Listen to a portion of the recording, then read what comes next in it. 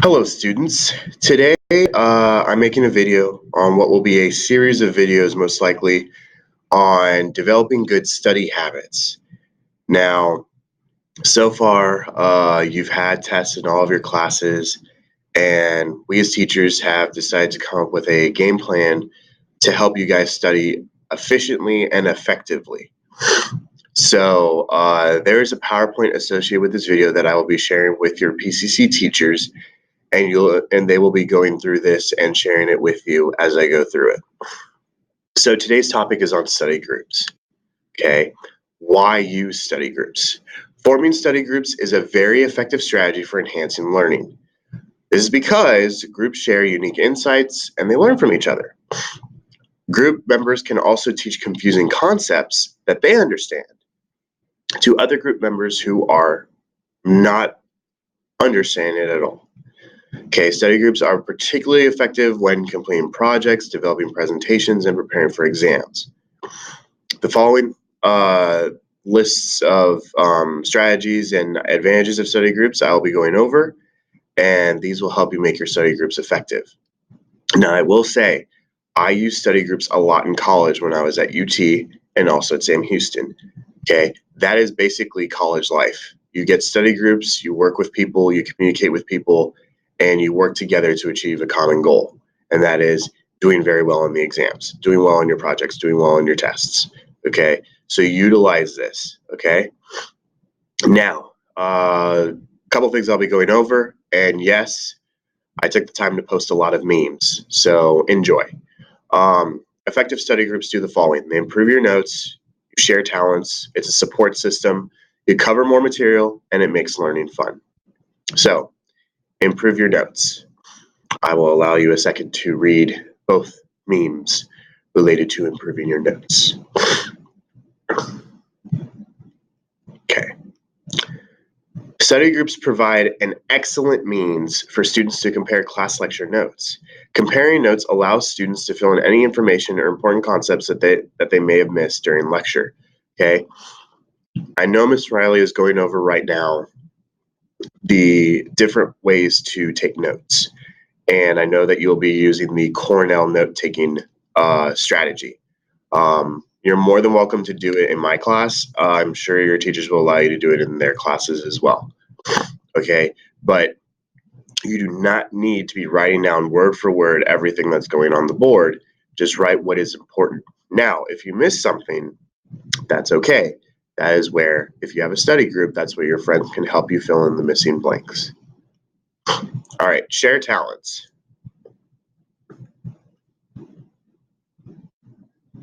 Since everyone has individual talents and unique insights, group members can learn from each other. Study groups provide students an opportunity to benefit from the talents and the knowledge of other group members. So it's good to have a diverse group, okay? Not everyone with the same thinking style. Have one person in every different learning style, because they may teach you something in a way that you never thought of, and you'll be like, ooh, that's so much better than how I was learning it. So take that into consideration. Support system. School can be very stressful, and I said stressful again. Awesome. So it's advantageous to seek support from people in similar situations that can provide you support. Joining or forming a study group is a great way to give and receive motivation and support from fellow students and group members. And if you become sick or unable to attend class, they basically back you up. You can get notes from members of your study group. They are your support system. They will help keep you up to date on what notes you missed, on whether there was a pop quiz, on whether you have a test coming up. Those are the people that you want in a study group. In a study group, you cover more material. Okay, working in groups makes it possible to focus on more concepts, since multiple people can review more material than just one. Many groups decide to assign topics to individual group members to research and study, and then provide a summary for the group.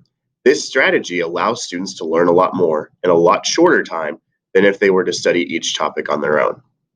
Especially if you're studying for final exams, it's good to break down the material to each specific person so they focus on one section instead of one person doing everything. It makes learning fun.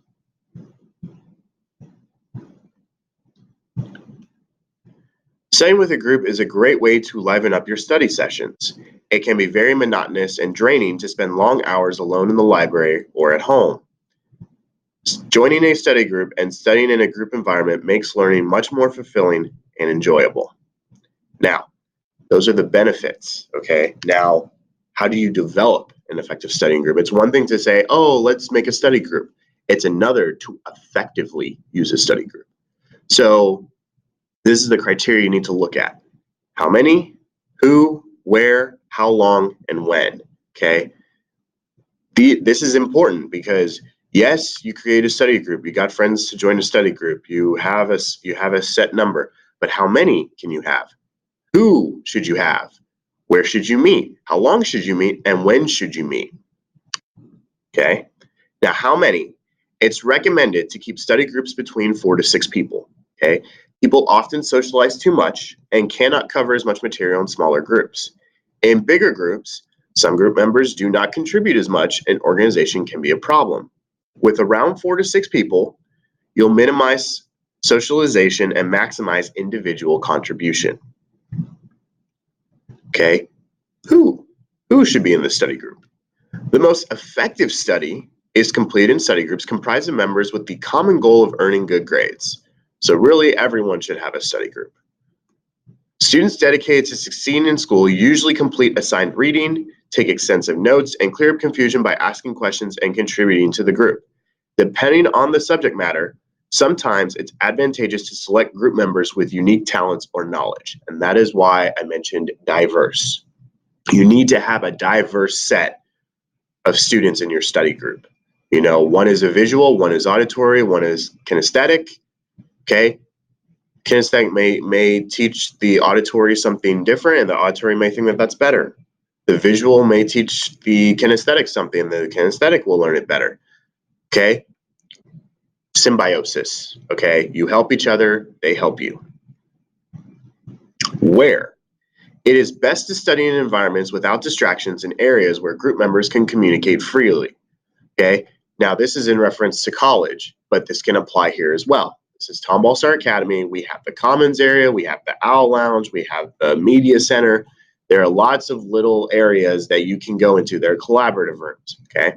It is best to study in environments without distractions and areas where group members can communicate freely, okay? Now, again, most college libraries contain study rooms, okay? We have collaborative rooms. Studying out in the open can work if your group isn't going to become a distraction to others. So take that into account. Are you going to be a distraction to others? Then you should probably go into a room and study somewhere else. How long? Okay. This is the most important part. How long should you study with the study group? Okay. It is best not to study more than 2 to 3 hours at a time when studying in a group. Okay. During long sessions, group members tend to socialize more and do not study as productively. However, study sessions under an hour tend to be rushed and unproductive, since only a few subjects can be discussed. Okay, so I would say around 2 hours, because 1 hour you won't get all the material covered, but in 2 hours you definitely can. Okay, 3 is kind of stretching it, but you want to definitely have it somewhere between 2 to 3 hours of productive study time with a group. When should you meet? Okay, if you plan to meet regularly, organize sessions at the same location and time. Okay, this way, individual members can have time to properly prepare prior to meeting with the group. Having your study group at the same time each week allows students to fit into their permanent schedule a time and a place and when they're going to be available. Okay, so you want to have consistency. You don't want to say we're going to meet Tuesday and then next week you meet on Friday. That is inconsistent, because then you aren't seriously considering the factors of a study group. Okay, you want to be consistent every single time. Last part, how to maximize the value of study group sessions. So these are the last few slides. Maximizing the value of study group sessions. It creates clear objectives and goals. You need to be prepared. You need to ensure participation, and you need to stay focused. Okay, so prior to each session, group members should discuss what they hope to achieve so the session is productive and stays on track. Group study can be very ineffective if individual members come unprepared for sessions. Okay, so just like in The Lion King when Scar was saying, be prepared. Seriously, guys, when you are in a study group, be prepared. Okay, review lecture notes, complete select readings, and identify specific subjects to study so that when you meet, you say, I didn't understand this. They'll say, oh, I didn't understand this either. That's great. We can focus on this. Okay, if you come unprepared and you're like, let's just go over everything, then most likely not, you're not going to get a lot done. Okay, so come prepared with specific topics that you need to discuss. Focus in on a couple. Okay, study groups, again, should not take that long. Okay, long sessions, you're more likely to socialize. Okay, but if you focus in for about 2-3 hours on a couple topics, then you can revisit it if you need to. But next time you meet, you can go over a different topic. Okay. Ensure participation. Every member of the study group should actively participate. Okay, there should be no excuse that someone is just sitting, lying back, not contributing. Okay, that is a no-no. You need to be active. You need to participate. A great way to do this is to have each member assign specific topics and have each member instruct the group on that topic. Okay, teaching is a great way for individuals to retain information. I do this a lot in my class. I say, hey, teach someone this. If you really understand it, you should be able to teach it. Okay, and lastly, stay focused. Okay, before each session, someone should be assigned to manage it. There should be some sort of leader who is in charge of managing the study group. Okay, the person charged for leading the session must ensure it is productive, it stays on track, and all necessary material is covered for that study group.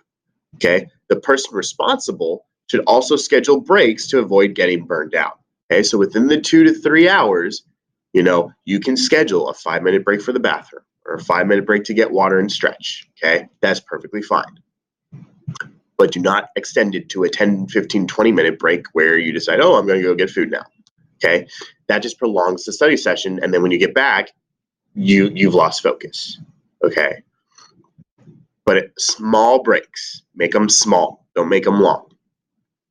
Okay, so that is all that I have for today.